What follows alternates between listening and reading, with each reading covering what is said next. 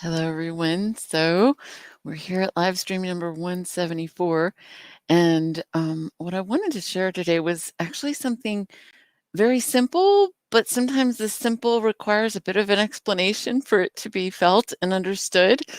So I'm going to take you on a little journey across a bridge today. And the topic is honor.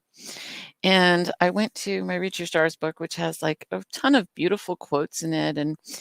And I was looking for a quote that I had posted from, I don't remember the name of the book, but the quote was something like, what is essential is invisible to the eye. Saint Exupéry from The Little Prince. That's what it was. And while I was looking for that quote, which is somewhere in here, they're like in each of the quotes is in a star, so it could be anywhere. I came across this other quote that I really like by Carl Jung, and it says, enlightenment is not imagining figures of light, but making the darkness conscious. Enlightenment is not imagining figures of light, but making the darkness conscious. And so people have asked me so much over the last few months, especially since we started our first wholehearted networking group. What is honor? What is honor? What people are still asking that question and really really asking it sincerely. And they're asking it of themselves because it's part of the assignment is to describe it. And one of our members I was on the phone with yesterday, Kimberly, she said, we were talking about the opposite of honor, or the wound that caused me to really study honor. According to Mario Martinez, there are 3 cultural wounds, and the wound that seems to be most prevalent in our society, in terms of like its invisibility, right? What's invisible is essential to the eye, is shame. And according to Maria Martinez, the healing field for shame is honor. Now, Brene Brown says that the healing field for shame, she doesn't call it a healing field. She said the way that you heal shame is through empathy. I think both are true. I think we need empathy, and we also need honor. I think empathy helps to heal it, but honor helps to build the true you up. So Kimberly said, when we're talking about the invisibility of shame and how shame can harm people even to the point of killing them, which sounds incredulous and crazy, but I've seen it happen.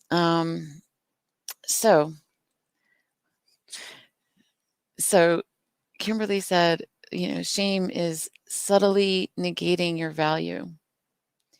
So whether it's someone else shaming you or you shaming yourself, either way, it's going to shrink you, and it's not going to feel good.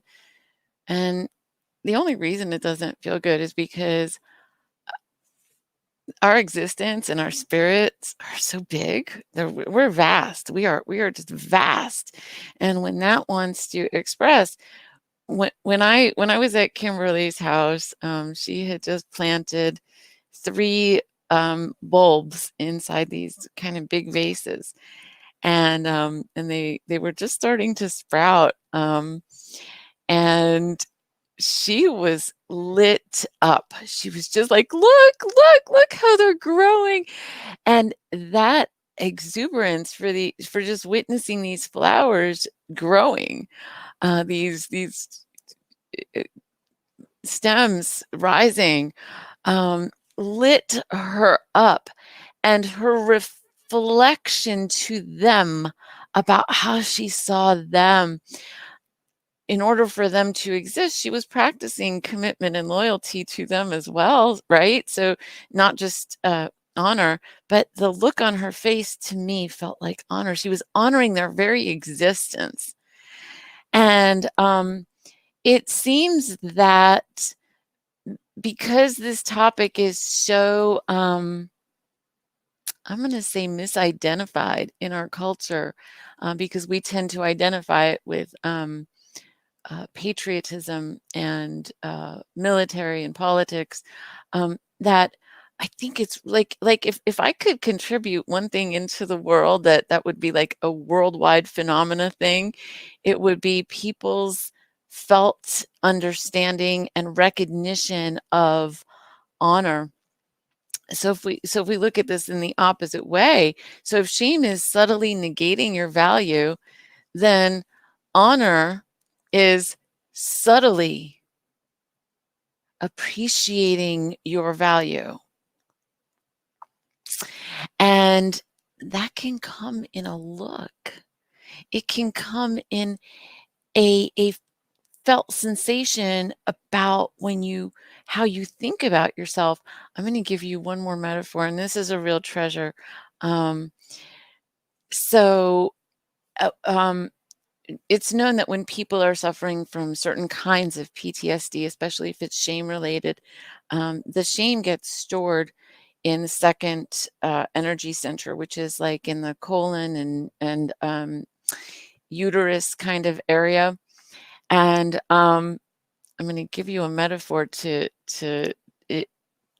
consider and then to trade out from shame to honor.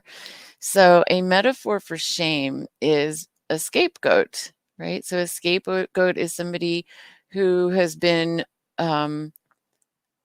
thrown the pain from others. So people throw their pain at somebody who's they scapegoat somebody, they throw their pain at them. So this is like unprocessed, unhealed, unresolved pain gets thrown at someone. So if you imagine, and then that someone gets sacrificed or gets abandoned and released into the desert or whatever. This is very old biblical imagery. Well, the opposite of that, right? If we're talking about honor being the antidote to shame or the neutralizer, I see it as a neutralizer of shame, that if you carry enough honor, that you are not going to be, you're going to be immune to shame. You're not going to be available. You're not going to be an available host for it. So the metaphor for honor is Hajib. You'll know Hajib, those of you who were part of the art show that we had a few months ago at Carrollwood Cultural Center. And so Hajib was created by Lydia Randolph, who does beautiful, beautiful art. And if you think about Hajib or this energy of it, look at the happiness of Hajib. Look at that smile on her face. She's so cute. So if you imagine her like at walking through the town, in your imagination, any town, walking through a town looking just like she does, wouldn't like almost like everyone just come up and like pet her and hug her and feed her and just love on her, right? So she exudes that quality. And so that creates a sense of belongingness, of love. She exudes honor, and so other people honor her. And to go to practice number 2 in the 12 practices at Joy-Based Living, the metaphor there to take it further is feed the cow. So, and what does that mean? Feed your container of worthiness.